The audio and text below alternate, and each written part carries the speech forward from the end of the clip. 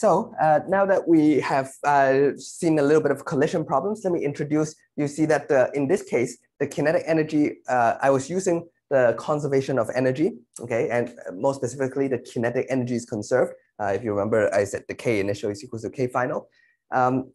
Now, obviously in real collisions, something else could happen is because there's heat and sound and maybe light, right?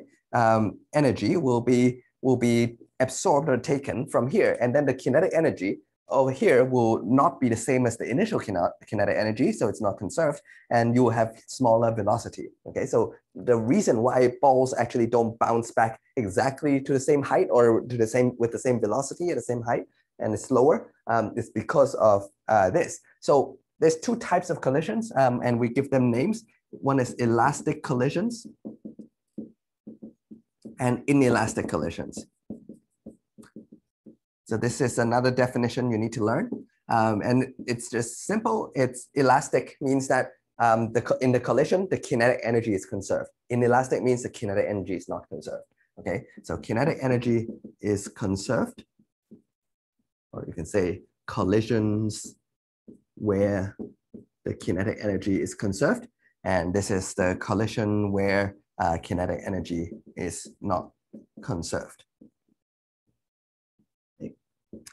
Right, so these are the jargons we use. So in this case, I was calculating a elastic collision, and if I concern about friction and heat and sound like that, that will be inelastic collision. So for most of the time, we'll be talking about elastic ones, but we will also, we'll also look at inelastic ones. But in all cases, but notice, in all cases, as long as there's no external force acting on the system.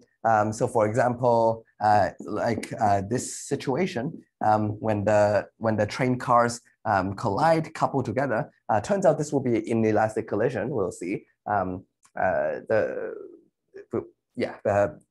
see the moment you collide, and there will be force, right? There will be you cannot get rid of that sound and heat that.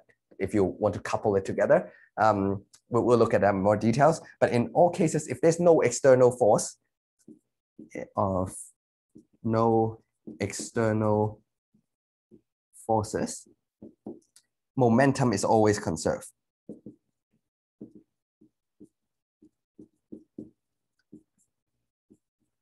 Okay.